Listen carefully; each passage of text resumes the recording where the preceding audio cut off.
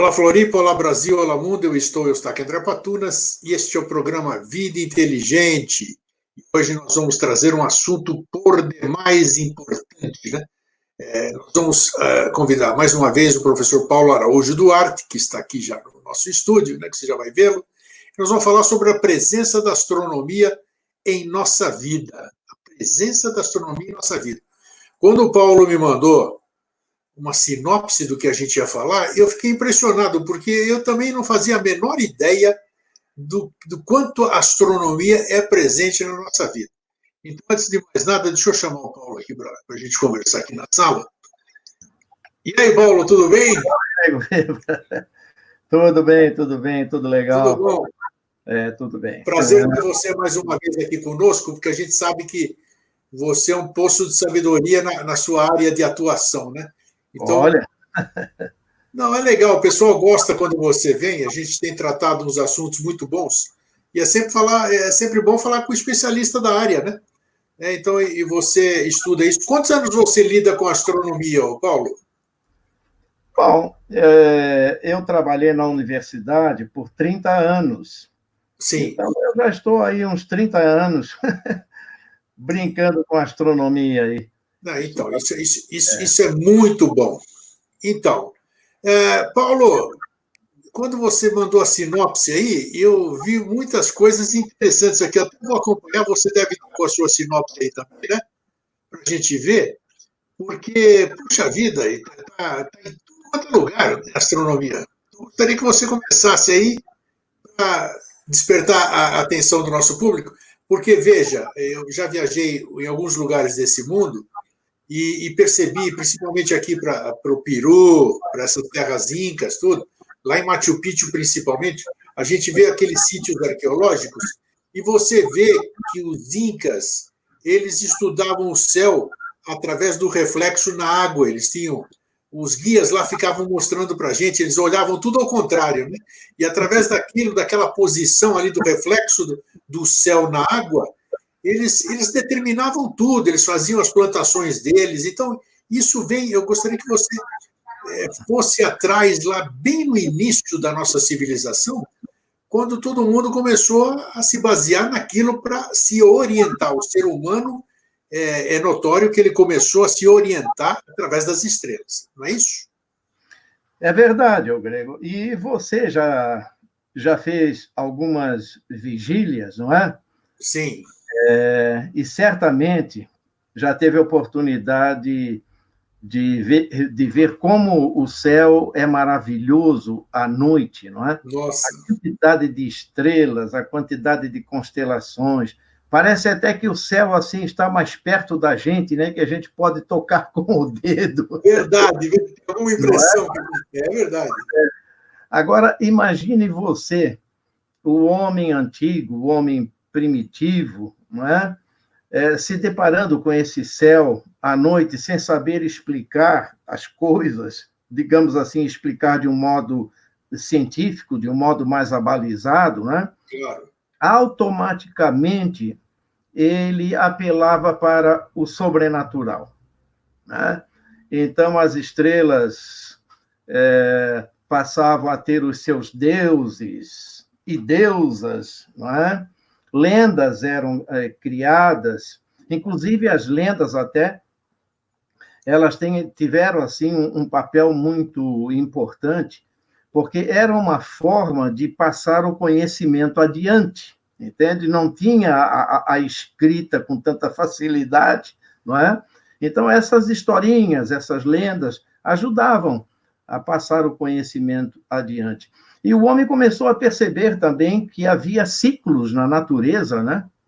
A lua, com as suas fases, o sol nascendo num lado, se pondo no outro, o próprio céu inteiro, as estrelas, as constelações, tudo, não é? Se movimentando acima de de nossas cabeças, não é? Então, as próprias estações do ano, num determinado momento era quente, num outro momento era frio, não é? Um outro momento as folhas caíam, depois, num outro momento, as árvores novamente estavam florescendo e tudo mais. Então, o homem começou a perceber que a natureza tinha ciclos, não é? E esses ciclos, baseados nas estrelas, como, por exemplo, o rio Nilo, não é? Que atravessa uma boa parte ali da África. O rio Nilo, quando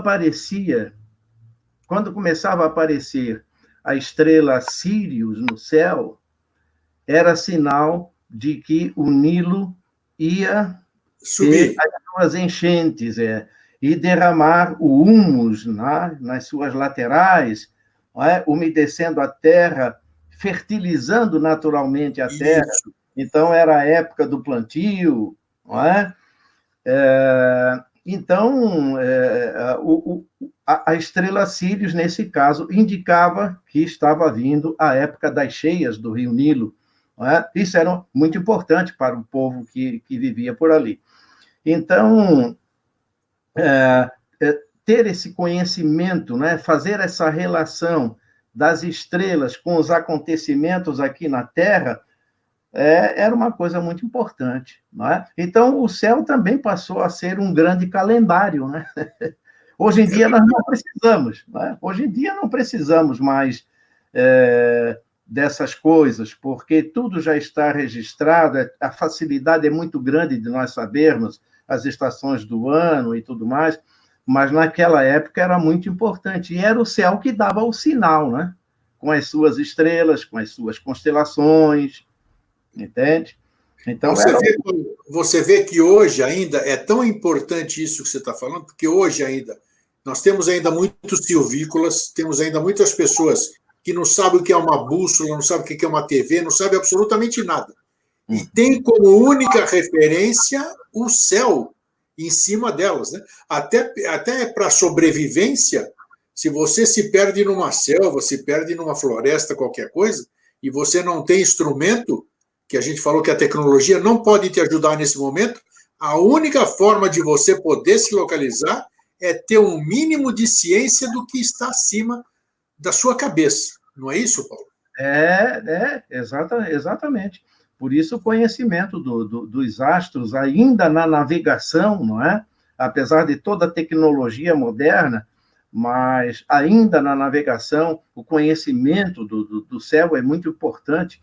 Os próprios astronautas que vão para o espaço também precisam ter um certo conhecimento das coisas lá do céu, entende? Com certeza. Então, é por demais importante, sempre foi a astronomia, sempre acompanhou a humanidade, sempre nos acompanhou com muitas descobertas, não é? Com muitos acontecimentos. Inicialmente, lá, os astros eram relacionados aos deuses, né? Havia as coisas boas, mas havia também as coisas ruins. Claro.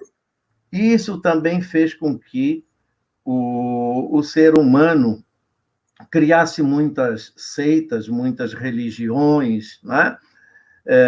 Eram praticados até sacrifícios animais e também sacrifícios de pessoas para apaziguar os deuses, não é? Porque às vezes os deuses lá no céu ficavam aborrecidos por alguma razão, então havia necessidade de praticar um ritual, de fazer um sacrifício, etc., para amansar esses deuses lá do céu. E muitas vezes os deuses também nos davam coisas boas.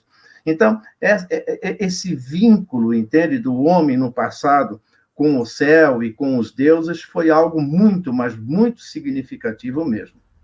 Ô Paulo, eu percebo que a astronomia, como nós vamos falar hoje ainda no decorrer do nosso programa, a astronomia é uma coisa importantíssima. Como nós acabamos de ver agora, já no comecinho, a gente viu a importância da astronomia na vida das pessoas, que é o tema do nosso programa de hoje. Exato. Por quê? Porque você que é veterano na área, professor, já lida isso aí mais de 3 décadas com isso, por que a astronomia ela não faz parte do currículo escolar no Brasil. Eu não sei se no mundo todo, eu não conheço lá fora qual é o método de ensino, mas eu acho que seria uma matéria quase que, digamos assim, obrigatória, né? Você conhecer o seu céu. Você estuda física, você vai aprender alguma coisinha do céu. Mas astronomia em si, que serve para todas essas situações que nós acabamos de dizer no começo do programa, que eu acho de grande importância, não faz parte do currículo escolar. E a astronomia você leva para o resto da sua vida, esse conhecimento. Não muitos conhecimentos que a gente tem na escola, que a gente nem sabe por que a gente está fazendo aquilo, que a gente nunca mais vai usar aquilo que querem nos botar na cabeça. Por que você acha que ainda não vingou a astronomia como currículo importante aí na nossa educação? A sua pergunta é muito interessante. Na verdade, se estudava antigamente, ainda se estuda alguma coisa de astronomia, mas nas disciplinas de ciências e de geografia. Mas superficial. É coisa superficial, exatamente. Entende? Então, as pessoas não têm essa ideia do quanto é importante e do quanto existe de astronomia na nossa vida. Eu vou até lhe contar uma história que se passou comigo lá na universidade. Vamos lá. Porque nós não tínhamos no curso de geografia, lá no departamento de geociências, não tínhamos a disciplina de astronomia. Mas havia uma disciplina chamada de Introdução à Geografia Física, que tinha um pouquinho de geologia, de geomorfologia, de climatologia, inclusive de astronomia. E eu resolvi propor, então, que se criasse uma disciplina de astronomia.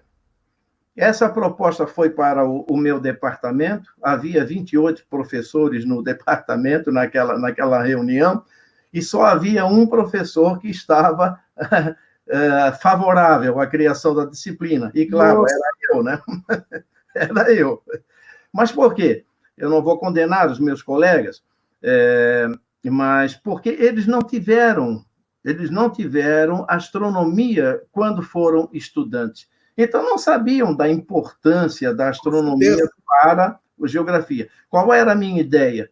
É de que o espaço astronômico, o espaço sideral lá em cima, faz parte do espaço geográfico, do nosso espaço. A geografia, basicamente, se preocupa com essa questão do homem no espaço, né? O relacionamento com o seu espaço.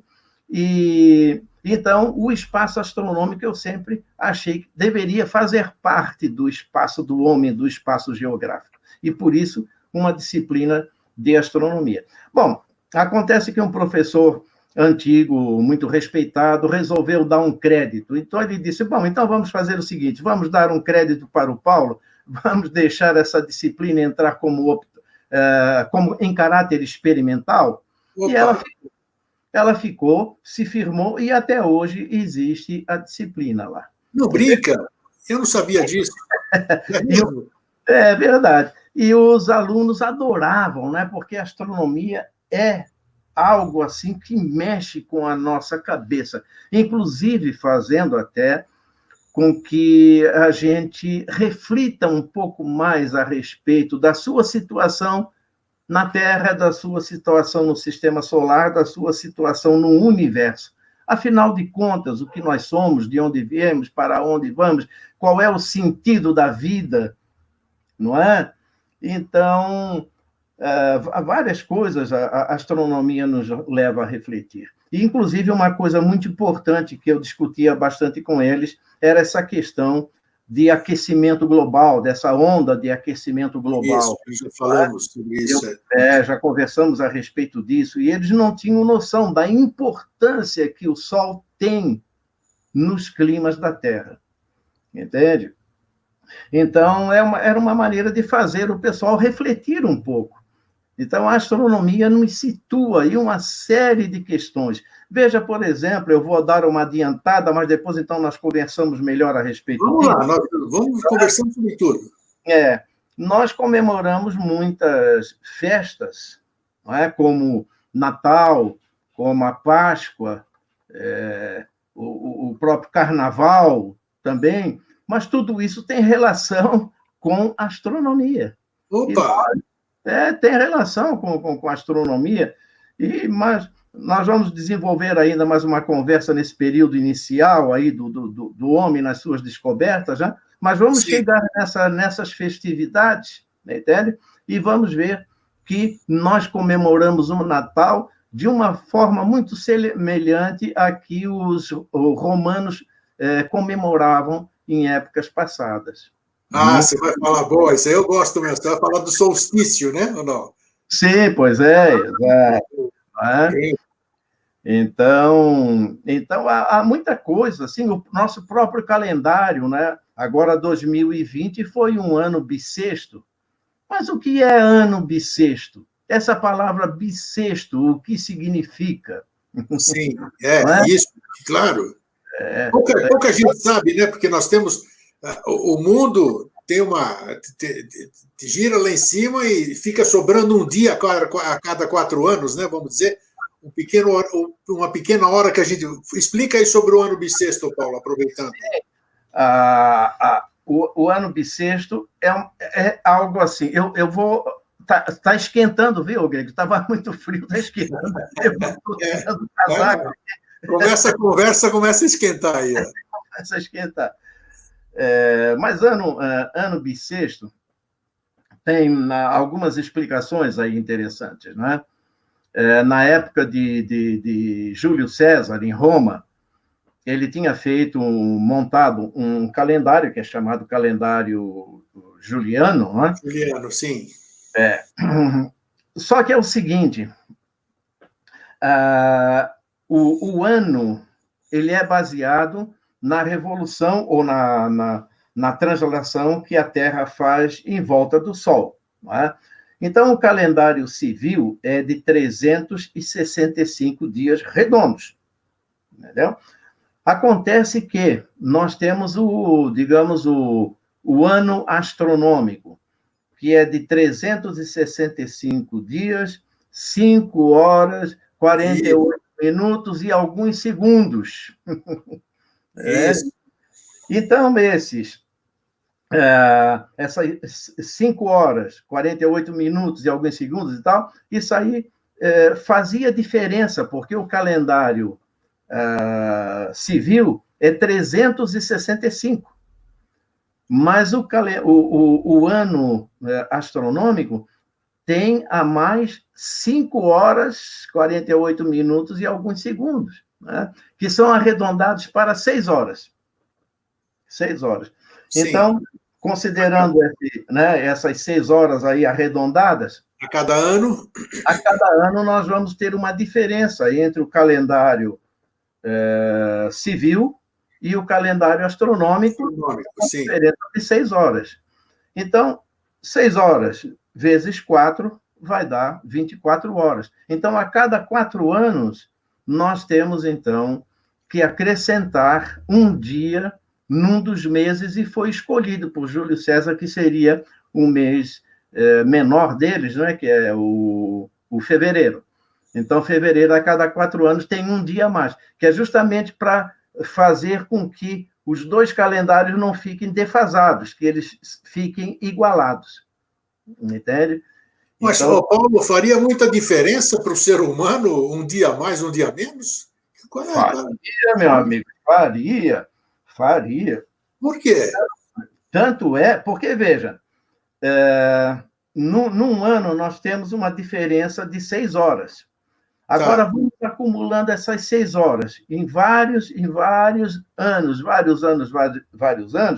quando chegou em 1582, aí o Papa Gregório XIII resolveu fazer uma nova reforma do calendário, porque entre o calendário astronômico e o calendário civil já havia uma diferença de quase 90 dias. Agora imagine você fazer uma festa na primavera, não é? Em que as flores estão aparecendo, que as árvores estão ficando verdes novamente e tal, que significa o ressurgimento da vida no planeta, etc., fazer isso no inverno.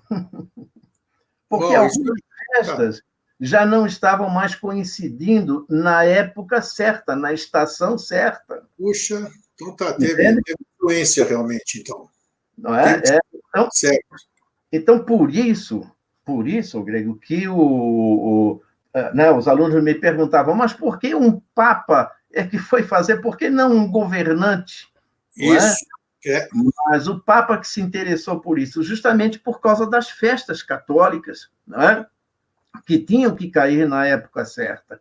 Então, já estava havendo uma defasagem entre a festa e a época da estação do ano. Entende? Então, teve que fazer. Por isso, o nosso calendário se chama calendário gregoriano. Gregoriano, perfeito. Nossa, foi importante esse esclarecimento, porque eu mesmo, tudo bem, eu sei que o ano astronômico tem 4 horas a mais e tudo isso aqui e tal, mas eu não sabia o que isso influenciaria na gente. Agora você explicou e você disse que realmente começa a sair das estações com o tempo, com o longo dos anos, vai fazer uma confusão danada. Então, esse ajuste realmente é necessário para que a gente possa se enquadrar. E com o calendário juliano, quando chegou em 1582, percebeu-se que havia já uma defasagem muito grande. Não é? Sim. Então, nesta reforma feita pelo Papa, na verdade não foi o Papa, ele contratou um astrônomo que eu não me lembro agora o nome, não é? Mas ele contratou um astrônomo que com a sua equipe, então, revisou uma série de coisas, e esse astrônomo sugeriu, então, ao Papa que fizesse o seguinte, porque, veja, a diferença era de 5 horas, 48 minutos e 48 segundos, alguma coisa assim. Esses segundos foram deixados de lado. Tá? Mas, no passar de muitos anos, esses segundos também foram fazendo diferença. Com certeza, acredito, sim. Então, quando chegou em 1582, a reforma gregoriana foi a seguinte: bom, vamos manter o calendário, a reforma juliana, vamos manter. Então, a cada 4 anos, colocamos mais um dia no mês de fevereiro. E vamos fazer mais o seguinte: todo ano, a cada ano secular, que eu já vou explicar o que é o ano secular. A cada ano secular, cujos 2 primeiros algarismos não sejam divisíveis por 4, esse ano secular, que seria bissexto, não vai ser. Eu vou esclarecer. Vou dar o exemplo, porque o exemplo esclarece tudo. Tá? Ano de 2000. Depois, ano secular. O que é ano secular? É aquele ano que termina com 00. Ok. Ok? Então, 2000, 2100, 2200, 2300, 2400. Então, veja, 2000, pegamos os 2 primeiros algarismos, 20.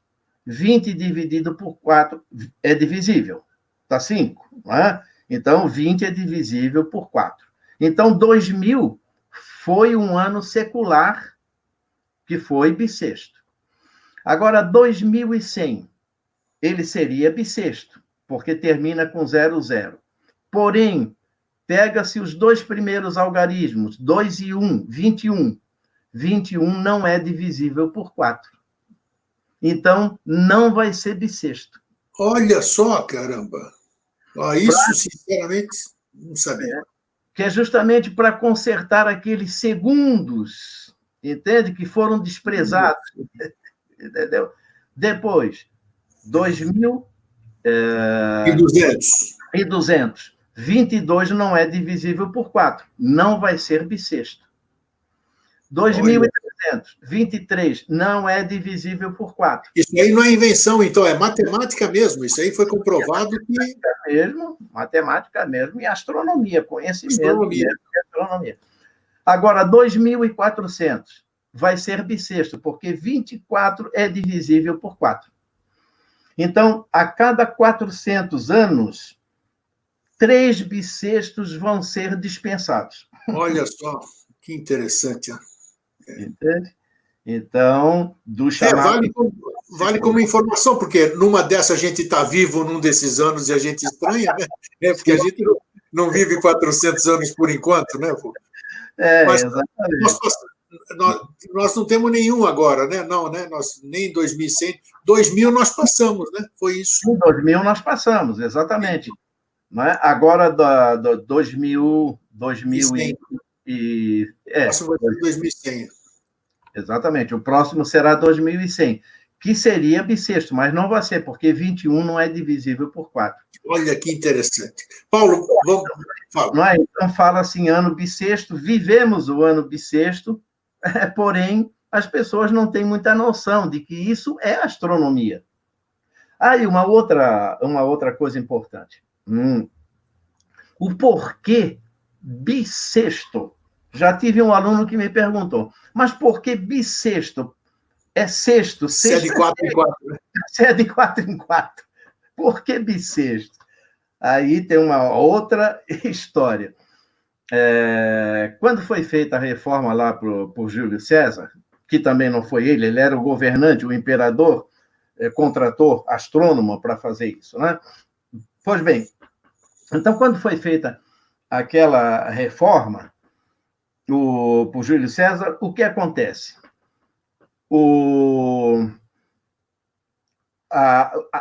As datas não eram ditas como nós dizemos hoje. Por exemplo, o dia 1º, amanhã vai ser 1º de julho. Ninguém dizia isso. O dia 1º de cada mês era chamado de calenda.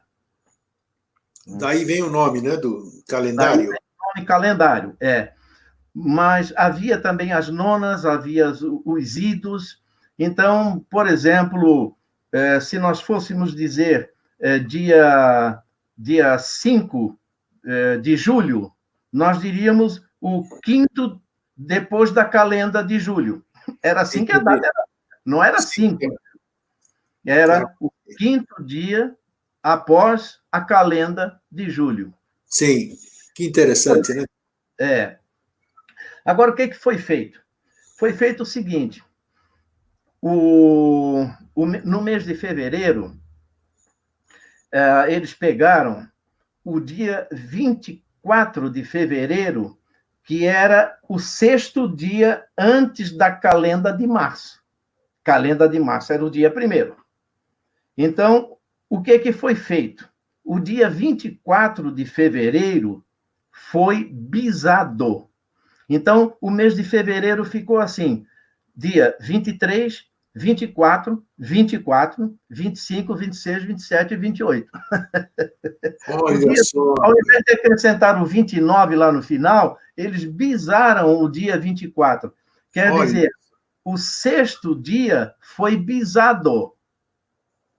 Daí, por isso que é o bissexto. Daí veio o bissexto. Exato. E por isso que escolheu-se fevereiro para colocar um dia a mais também, por causa dessa questão. Também. Exatamente, ao invés de colocar no dia 24, então coloca no dia 29, porque dava uma confusão danada, né? Você vê o mesmo dia 2 vezes, né? Daí, o bissextus, quer dizer, até o mais correto, o grego, seria nós dizermos o ano do bissexto, porque não foi o ano que foi bissexto. Quem foi bisado foi o 6º dia antes do 1º de março. Perfeito, Mas é isso. Então, é o ano do bissexto, não é? do dia bissexto. Não é? Interessante. Mas não o ano. Mas o ano do bissexto, até acredito que talvez no começo se dissesse ano do bissexto, mas depois então ficou ano bissexto. E assim ficou. Ô, Paulo, você me mandou uma relação onde a gente fala, são coisas que ligadas à astronomia na nossa vida, que é o tema de hoje, assim, que as pessoas, olha, você já trouxe informação fantástica, para mim inédita. Muita coisa que você está falando aí, eu tenho certeza que o nosso público também desconhece. Eu quero que você comece a fazer aquela ligação, ou chamar a atenção do nosso cotidiano com a astronomia. Tanta associação, tudo, parece que tudo que a gente faz aqui tem alguma ligação, de uma certa forma, com a astronomia. Eu gostaria que você começasse a enumerar isso aí. Não tem, nós vamos fazer, nós vamos chegar nos tempos modernos. Eu até gostaria só de esclarecer. Vamos lá. O grego porque no início não existia a astronomia como ciência, não é? O que nós tínhamos inicialmente era astrolatria. Aí eu gosto de explicar isso. Adoração aos astros, né? Astros, Eu gosto de explicar isso porque eu costumo dizer que a astronomia é filha da astrolatria e da astrologia. Olha só! Porque, primeiro, quando o homem, lá nos seus primórdios, adorava os astros, eles não sabiam explicar as coisas que se passavam lá no céu. Um cometa, por exemplo, com a sua cauda, como que eles iam explicar? Não é? Um meteoro passando no céu, aquele risco ali, o que era isso? Eles não tinham condições de explicar. Não é? Então, eles começavam a endeusar os astros. Não é? Era endeusamento dos astros. Inclusive, até existe um filósofo, o Kant, lá nos idos de 1700 e pouco, Immanuel Kant, que ele dizia que quando nós temos consciência da grandiosidade das coisas, automaticamente o homem é dirigido para o sobrenatural.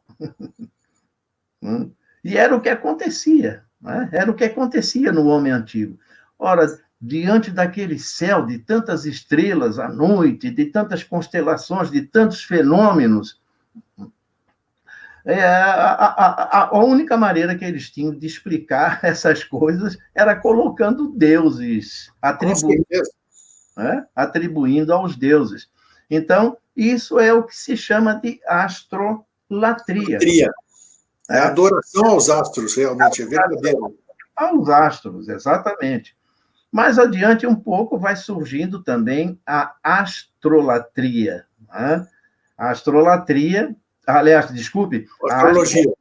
Né? A astrologia. Aí, então, já essa questão da influência dos astros sobre a nossa vida, sobre as coisas aqui da Terra. Então, a astrologia é uma coisa um pouco mais adiante do que a astrolatria. A astrologia começou quando, Paulo? Você tem alguma referência, vamos dizer? Não, é difícil. É difícil, né, pegar? É difícil porque se encontra a astrologia e muitos povos antigos, entende? Separadamente entre si, em vários continentes, existe muito de astrologia também, entende? Tá. O próprio... os indígenas Hopi, nos Estados Unidos, que falavam da estrela Kashima, que era a estrela azul, que viria causar problemas, dividiram a vida aqui na Terra em vários, que eles chamavam de mundos e tal. Então, tinham também a sua astrologia no passado. Sua forma de interpretar, né? Eu acho que a astrologia deve ter surgido para tentar explicar a astrolatria. Não foi isso, mais ou menos? Sim, é um bom raciocínio, exatamente, no sentido de explicar a influência desses astros sobre nós, sobre a vida na Terra, etc. Não é? Agora, depois, gradativamente, aí sim, começa a surgir digamos, uma astronomia, algo mais científico, mas que ainda não era chamado de ciência, né? Por exemplo, Isaac Newton, Kepler, Copérnico, Isso. Né? Copérnico, os primeiros pioneiros. Galileu Galilei, esse pessoal, né, não era chamado de cientista. Quer dizer, eles já se desligaram um pouco do sobrenatural, entendeu? Se desligaram um pouco do sobrenatural, principalmente Galileu Galilei. Kepler ainda tinha muito de religiosidade. Kepler era muito místico também, o Kepler, numerólogo, astrólogo, ele misturava um pouco as coisas, tá? Inclusive, até a mãe de Kepler chegou a ser acusada de bruxa e quase que foi queimada por causa das posições de Kepler e tal. Mas Isaac Newton também tinha muito de religiosidade, ligado à religião cristã, tá?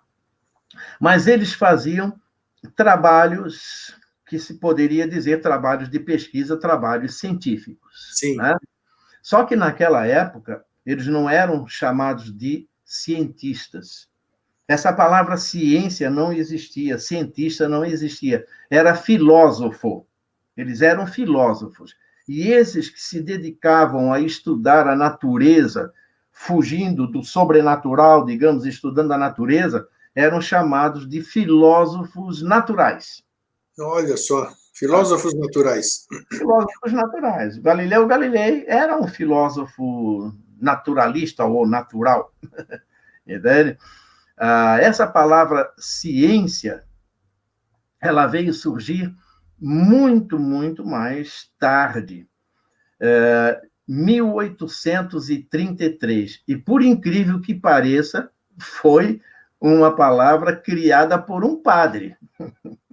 Olha. Por um padre, chamado William Whewell.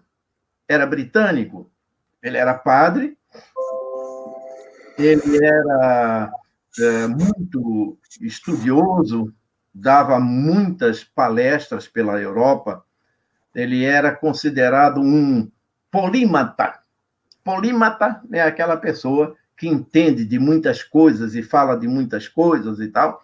Ele era um sábio, né? Era um sábio, pessoa muito respeitada na Europa e tudo. E numa das palestras que ele dava, alguém se manifestou pedindo a ele que estudasse uma maneira de se chamar esses ditos filósofos naturais, que eles não eram mais filósofos, eles não estavam mais fazendo filosofia, reflexões e tal, eles já estavam fazendo pesquisas de laboratório e tudo mais. Então, ele levou essa informação para casa e acabou, de uma maneira lá, não sei como, criando a palavra ciência. Né? Olha. Que logo depois já começou a fazer parte de dicionários e apareceu também, claro, a palavra cientista. Entende? Então, este conhecimento de astronomia veio se fazendo gradativamente, né? Veio se fazendo aos poucos. Por exemplo, nessa época lá, ainda de Galileu, 1400 e pouco, 1500 e pouco, 1600 e pouco e tal, ainda se pensava que o círculo era a forma geométrica perfeita. E como o círculo era uma forma, né, perfeita, a circunferência, o círculo, porque todos os pontos estariam à mesma distância do seu centro, então a Terra deveria ser esférica. Né? A órbita dos astros em volta da Terra, porque naquela época predominava o geocentrismo, a Terra no centro, né? Sim. E os astros, inclusive o Sol girando em volta da Terra. Então, Isso deveria ser um círculo também. Essas órbitas deveriam ser circulares. Inclusive, quem olhar um filme que eu recomendo, muito bom, que está no YouTube, é chamado Ágora. Ah, sim, muito bom. Você já viu? Assina embaixo, sim. Isso. Ele retrata muito bem esse tipo de conhecimento daquela época, não é? Que a escola de Alexandria se passou lá pelos idos 300, 400 da nossa era já, não é? Sim. Então, ali fica bem, bem clara essa ideia de que a forma geométrica perfeita era o círculo, então o universo deveria ser circular, a Terra ser circular e etc, etc. Né? Inclusive, esse filme até conta a história de Hipátia, né? A filósofa. Né? Hipátia de Alexandria, isso. De Alexandria, exatamente. É um filme muito bom para entender um pouco dessa questão aí da astronomia, dos conceitos, né, de astronomia, a tentativa dela de aprovar, digamos assim, ou provar que o centro do sistema não era a Terra, mas era o Sol. Né? E depois, então, aquela questão toda da religiosidade também e da destruição do templo pelos cristãos, né? E aquela confusão toda que deu naquela época, né? E muita coisa se perdeu. Mas é um filme muito interessante. Agora, sim. Pois bem, então veja, como eu falava, assim que o conhecimento vem se fazendo gradativamente, né? Por exemplo, o caso de Galileu. O Galileu, ele desenvolveu uma luneta, não é? Não é que ele tinha inventado a luneta. Ele ficou conhecendo que havia na Holanda, um mercador tinha feito um instrumento para enxergar as coisas de perto, que inclusive a própria marinha holandesa também utilizava. E ele ficou sabendo. Alguém descreveu para ele como era esse instrumento, e Galileu, então, acabou fazendo uma luneta e apontou para o céu. Apontou para o céu. Então, veja, quando o Galileu disse que a Lua tinha relevo como na Terra, foi um problema enorme, né? Um problema enorme porque, pela religiosidade da época, os astros lá, eles estavam envoltos no éter divino. Então, eles não poderiam ter relevo. O próprio Galileu, quando disse que o Sol tinha manchas, quando ele observou com a sua luneta, o Sol não poderia ter manchas, porque era um astro divino, não poderia ser manchado. A única coisa manchada e com relevo seria a Terra, porque era o ambiente imperfeito, onde estavam os pecadores, que somos nós, e que teríamos que nos redimir dos pecados, e etc, etc. Então, veja que, gradativamente, o conhecimento astronômico vem caminhando ao longo da história da humanidade. Sempre presente, então, que é o nosso tema, não é? Sempre presente na vida das pessoas. Perfeito.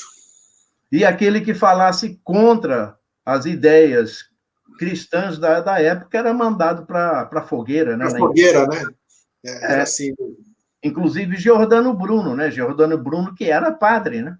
Mas ele era muito contestador também, mas foi mandado para a fogueira. Galileu conseguiu se livrar da fogueira porque o padre que foi eleito por aquela época o Papa era muito amigo do Galileu antes de ser Papa. Mas depois que ele virou Papa, o Papa Urbano VI, me parece, aí foi quando Galileu foi condenado pela Igreja Cristã, não é? Mas existe aí uma certa polêmica de que o Papa Urbano conseguiu livrar o Galileu de uma condenação pior, que seria a fogueira. É porque Galileu teria dito que os átomos eram indivisíveis, entende? Os átomos eram indivisíveis. E isso começou a causar problemas entre ele e a igreja cristã por causa da Eucaristia, do dogma da Eucaristia, né? Que a hóstia vira o corpo de Deus e o vinho o sangue, entende? Então, essa questão de que os átomos eram indivisíveis e inseparáveis causava problemas. Como é que vai explicar esse dogma? Com certeza. Aí é que ele teria sido condenado. Mas o Papa Urbano, amigo de Galileu, resolveu dar uma ajudinha. Não, ele vai ser condenado por defender Copérnico de que o nosso sistema não é geocêntrico, e sim heliocêntrico. E aí, então, a pena foi aliviada, porque era um pecado menor. Agora, bater de frente com a Eucaristia, com o dogma da Eucaristia, realmente era pesado. Era para ir para a fogueira. Complicado, sim. Então, agora, vamos vir para frente agora. Vamos lá. Onde nós começamos, assim, a perceber mais presente a astronomia na nossa vida, no nosso cotidiano? Bom, primeiro, né, ainda nós temos alguma coisinha ainda para falar antes de chegar Vamos lá. Pode falar. Entende que são os eclipses, não é, o grego? No passado, os eclipses eram muito importantes. Opa, vamos lá, vamos esclarecer. Prever os eclipses, isso era coisa muito importante. Por quê? Porque se imaginava que, havendo o eclipse no reinado de um determinado imperador lá e tal, isso aí seria sinal de que haveria problemas sociais, problemas econômicos, crises e tal. Então, o imperador precisaria se prevenir, não é? Então, nós tivemos uns casos muito interessantes, né, que eu gostaria de relatar. Vamos lá. Por exemplo,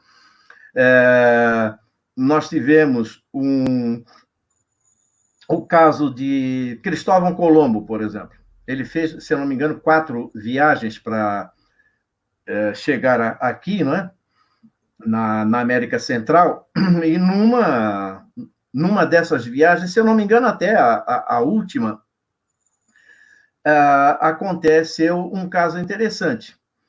Ele estava com problemas com os nativos lá da região, da ilha lá, na América Central, e parece que o pessoal já não estava aceitando muito bem a presença dele, já estava perturbando um pouco, e ele queria víveres, alimentos e tudo mais, água para voltar para a Europa. E os nativos não queriam dar para ele. Mas o Colombo sabia que ia haver um eclipse daqui a 2 ou 3 dias, um eclipse da Lua, total, inclusive. Aí ele ameaçou os nativos, né? Olha, eu tenho o poder de mandar o monstro das trevas engolir a Lua. Ou vocês me dão os alimentos aí, ou o monstro vai engolir a Lua. E foi o que aconteceu. Quando começou o eclipse, então, diz que os nativos começaram a botar os alimentos no... Olha só! Não é? Então, uma forma de intimidar, né? É uma forma de intimidar, exatamente. Houve o caso também na China, 2137, antes da nossa era. Quer dizer, então, aí há 4.000 e poucos anos, né? Um imperador da China, não me lembro agora o nome dele, ele mandou matar os 2 astrólogos responsáveis da corte de avisar sobre eclipse, entende? Porque houve um eclipse e eles não avisaram o imperador. O imperador mandou matar os 2. Claro. Como é que você não me avisa, pô, né? Como é que você não me avisa? Né? Tem um caso também interessante na França, né? Que o astrônomo lá da corte era um italiano. Ele foi no reinado de Luís XVI, né? Ele disse que no reinado de Luís XVI não ia haver eclipse nenhum. Não houve eclipse nenhum, mas veio a Revolução Francesa, sim, isso sim, e Luís XVI foi morto, né, durante a Revolução Francesa. Então, são casos assim acontecidos, né, interessantes, relacionando a astronomia, quer dizer, os eclipses na nossa vida prática, né? E tivemos também um caso até bem interessante, que foi aqui no Brasil, aí mais recente, em agosto de 1887. Foi em Belém do Pará. Diz que houve um eclipse da Lua, né? E o povo saiu nas ruas, batendo panelas, batendo latas, dando tiros de espingarda para espantar o monstro que estava engolindo a Lua. Né? E isso era até um compromisso com São Jorge, porque eles imaginavam que São Jorge estava brigando com o dragão, e o dragão estava engolindo a Lua. Não é? Então, eles estavam defendendo São Jorge, que era para não haver problemas com a Lua, de tanto medo que eles tinham. Pleno século XIX, você já vê que é um negócio bem recente, né? Recente, exato, século XIX, 1887. E diz, inclusive, que houve até muitas pessoas mortas, entende? Há registros em jornais, por causa dessa correria nas ruas e tudo, muitas pessoas mortas nesse caso lá no Pará. Caramba! Então, são coisas assim da presença, né, da astronomia. Interessante, foi muito bom você contar essas coisas folclóricas aí que ilustraram bem essa questão. Exato. Agora, você falava, né, da presença da astronomia na nossa vida atual, né? No nosso cotidiano, O nosso cotidiano, nós temos, não é, o grego, algumas festas, né? Algumas festas. Vejamos a Páscoa, né? Sim, é interessante isso, Páscoa, é isso aí. A Páscoa cristã. A Páscoa cristã, porque existe a Páscoa dos judeus e outros povos com a sua Páscoa, enfim, com esse significado do renascimento, essa coisa e tal, né? Sim. Mas a Páscoa cristã, ela precisa coincidir com a primavera e a lua cheia. Então, aí está a astronomia numa festa que nós estamos participando dela, não é? Ativamente ou passivamente, mas participamos da Páscoa cristã. Não é? Astronomia na religião ou religião na astronomia, né? Sim, exatamente. Agora, por que a Páscoa tem que ser na primavera e na lua cheia? Então, é o seguinte, a Páscoa, na primavera, ela tem que cair no primeiro domingo depois da lua cheia, logo depois que começou a primavera. Aí tinha aluno que dizia, primavera? Mas nós estamos no outono nessa época? Sim, é claro, primavera para o hemisfério norte. Exato, isso. Porque as estações do ano são invertidas nos hemisférios norte e sul, né? Para nós ficou no outono, mas tudo bem, tem um significado para eles que criaram, então criaram na primavera. Por quê? Porque o que é primavera? Primavera é o ressurgimento da vida no planeta. As árvores começam a florir, não é isso? É o ressurgimento da vida, é a ressurreição de Cristo, então. Não é isso? Que a Páscoa... não é? A Páscoa cristã comemora isso. Não é? O lado científico da questão. Exatamente. É o ressurgimento da vida. E por que na lua cheia? É porque a lua cheia, ela é cheia para os dois hemisférios. Então, durante o dia, a Terra fica iluminando toda a população da Terra, nos dois hemisférios, né? O Sol, durante o dia, fica iluminando o Sol como a luz divina, e à noite, a Lua como a luz divina da noite. Então, durante as 24 horas do dia, né, simbolicamente, toda a população da Terra estaria sendo iluminada pela luz divina. Entende? Então, esse é o significado de primavera e lua cheia para a nossa Páscoa. Entende? Muito bom. Temos outras festas também, né, que são associadas à astronomia, né? Inclusive o Carnaval, né? Tá. O que tem o Carnaval? Carnaval com astronomia? Qual é a relação? Não seria, digamos, bem assim, diretamente com a astronomia, mas tem relação. Mas com a Páscoa, por quê? Porque o Carnaval vem do latim carnevale. Carnaval, isso. A deusa carne. Né? Que não seria, propriamente, o não comer carne, mas o adeus aos prazeres da carne, digamos assim.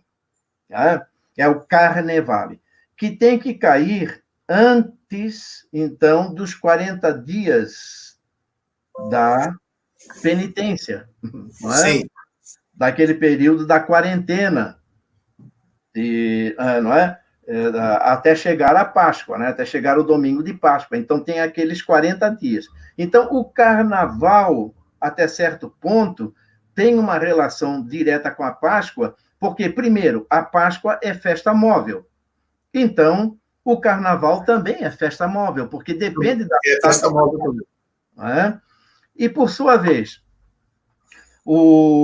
esse significado que tem o Carnaval, não é? de a pessoa se desfazer dos prazeres da carne durante a quarentena, entende? Tem uma certa relação, sim, porque o Carnaval ele é originado de festas que ocorriam em Roma. Em Roma, sim. Não é? Veja, por exemplo, havia as bacanais, que era a homenagem ao deus Baco. Baco, perfeitamente. Não é? Mas, principalmente, as saturnais. Isto. A festa, uma festa romana, em homenagem ao deus Saturno, que teria ensinado a arte da agricultura aos italianos. Agora, veja o interessante. Durante as Saturnais, o que acontecia? As distinções sociais, por exemplo, não eram levadas em consideração. Como hoje, por exemplo, as pessoas se fantasiam de políticos, não é? De autoridades e tal, para ridicularizar essas pessoas e tudo, não é? Era o que acontecia também naquela época. Os tribunais, por exemplo, não funcionavam. As escolas também não. Durante esse período carnavalesco, das Saturnais, não é? Os julgamentos eram suspensos também. Aqueles condenados não poderiam ser executados durante o carnaval. Tá? Sim. As casas eram lavadas, eram purificadas, e havia muitos excessos libertários e tudo mais. O que ocorre no nosso carnaval de hoje? Né? O nosso carnaval de hoje é uma reprodução das Saturnais, que estavam ligadas, perfeito, então, aos 40 dias da quarentena, né? Que era aquele período para a pessoa se purificar, né? Desfazer dos seus pecados e tudo mais, se arrepender dos seus pecados, dos seus prazeres e etc., etc., até chegar à Páscoa. Então, de toda maneira, o carnaval tem essa relação. Não é? E aí nós seguimos para uma das datas mais importantes da humanidade, né, que tem uma explicação sensacional também, que é o solstício, né? Sim. A gente chama de Natal, né? Festeja Natal. O Natal tem muito de astronomia o Natal, né? Tem muito de astronomia. Entende? Porque Natal vem de Natalis Invicti. Solis Invicti. O Natal do Invencível. Invencível. Solis, né? Tinha o Solis. Que era o Sol, não é? Que é o renascimento do Sol. Porque o que acontece? Aí é que entra, entende, o grego, a astronomia, porque quando eu falava disso, eu tinha que explicar o que é solstício, por que nos dois hemisférios as estações são diferentes. Entra tudo isso, tem que explicar tudo isso. Claro. Para poder explicar o Natal como uma festa que tem relação com a astronomia. Não é? Entende? Bom, o que acontecia? Aí vem outra questão da astronomia. Nós temos que perceber que o Sol caminha na linha do horizonte. Se você observar o Sol no início do nosso verão, ele está mais para sul. Agora, gradativamente, ele começa a voltar para o hemisfério norte, passa pela linha do Equador, quando nós temos aí primavera ou outono, dependendo do hemisfério, né? E depois, então, ele vai até lá em cima, no trópico do hemisfério norte. É quando começa o verão para eles, o inverno para nós. Então, o que acontece? Quando o Sol tinha chegado para sul, eles, romanos, até faziam uma certa algazarra, enfim, tudo para fazer o Sol voltar, e eles viam que o Sol voltou, quer dizer, o Sol não se perdeu para o espaço. É o nascimento do invicto, o retorno do invencível, que era o Sol. Aí, então, ele retorna para o hemisfério norte. Daí, então, Solis Invicti, ou Natalis Invicti, o Natal, o nascimento do invencível. Ele retorna para o hemisfério norte. Bom, aí, então, eles faziam a festa, não é, do retorno, mas era do retorno do céu para o hemisfério norte. Mas isso era uma festa fora da religiosidade, como se diz, uma festa... Era uma festa astronômica mesmo, que estava adorando o Sol. Né? Exatamente. O Solis Invicti. Né? Agora, então, era considerado uma festa pagã, né? Apesar de que eu não gosto muito dessa palavra pagão, eu acho ela um pouco agressiva, enfim, mas era uma festa dita pagã. Agora, veja uma coisa muito interessante. Quando ocorria essa época...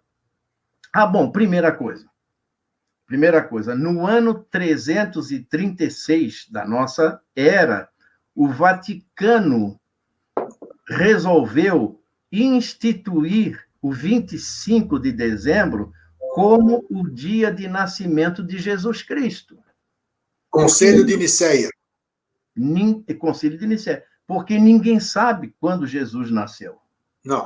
Existe até uma polêmica aí também, a idade dele, se seria com 33 anos que ele morreu, outros falam de 45, 46, e não sei o que, 30 e poucos anos, 36. Né? Então, essa foi uma data instituída para quê? Para fazer os cristãos retornarem para a sua religião, para a religião cristã, para o catolicismo, né? Sair lá dessas festas de pagãs e tal, do Natalis Invicti, e voltar para o cristianismo, para adorar não o Sol, mas adorar Cristo. Quando? Dia 25, então.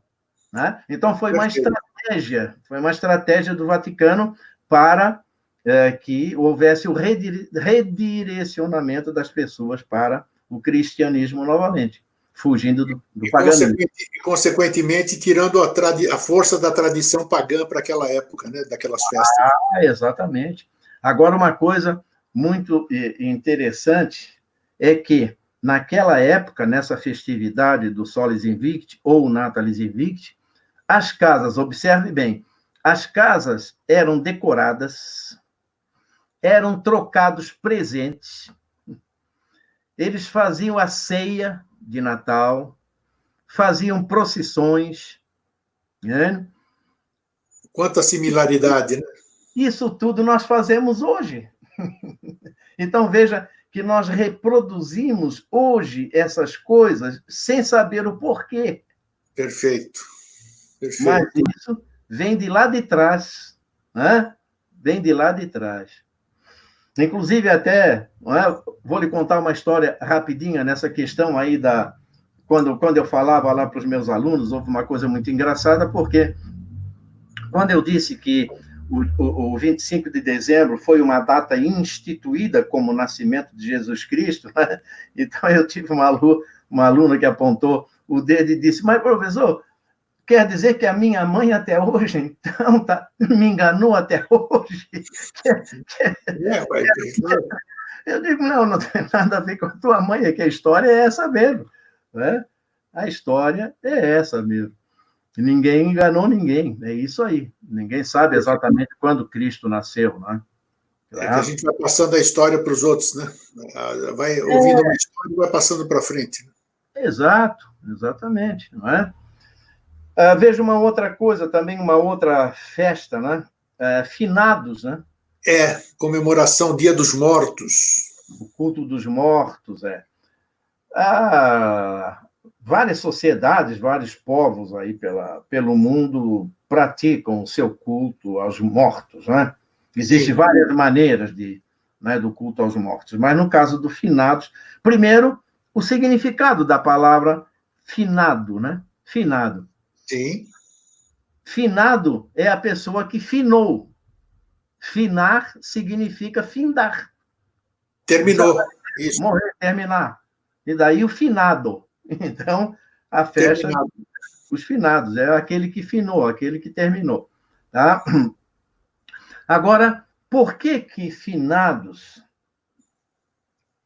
é comemorado no dia 2 de novembro? De novembro, né? 2 de novembro é ainda o outono para eles, né?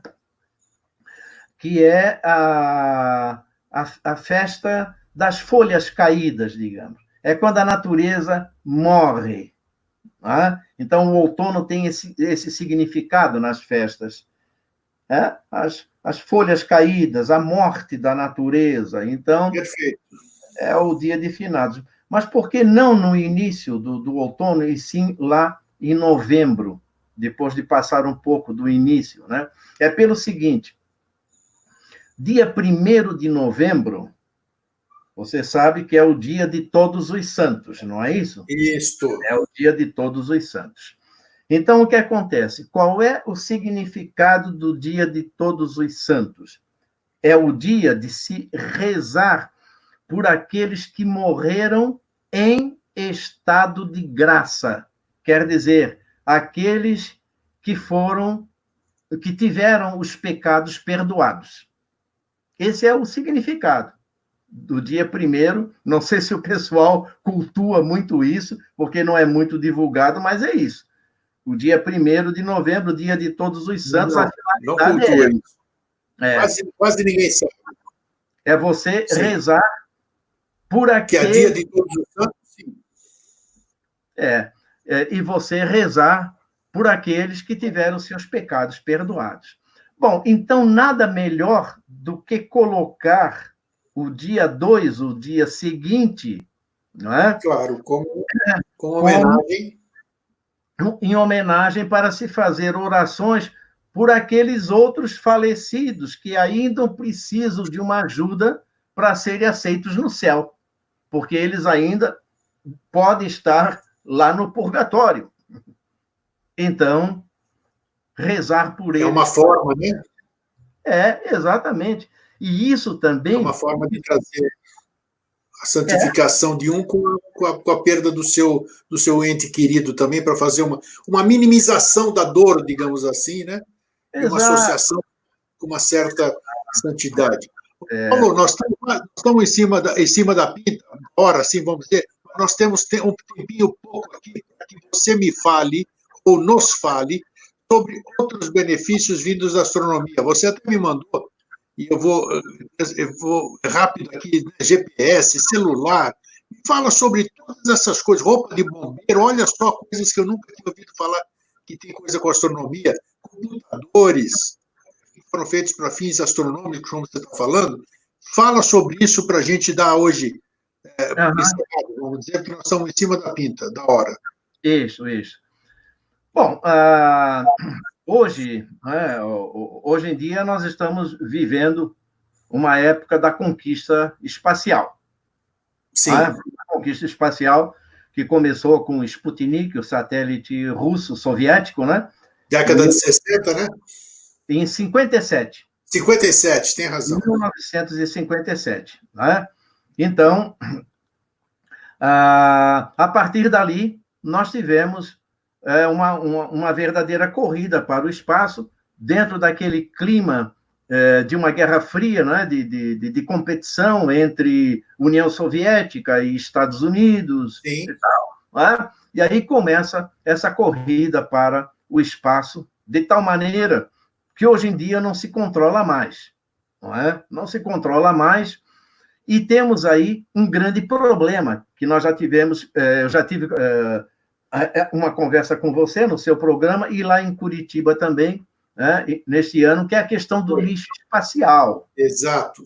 Lixo espacial. Muito lixo. Algo que deveria ser mais trabalhado nas escolas, enfim, na imprensa em geral, para chamar a atenção deste perigo que nós temos hoje em dia, que nós temos muito lixo espacial, muitos satélites, já tivemos satélites que se chocaram lá no espaço, e isso gera uma quantidade enorme de pedaços, né, de detritos, e esses detritos estão aí por cima. Os pedaços pequenos não são muito problema, porque quando eles entram na atmosfera, se tornam incandescentes e acaba, né, se desfazendo e tal. Mas agora nós temos pedaços grandes.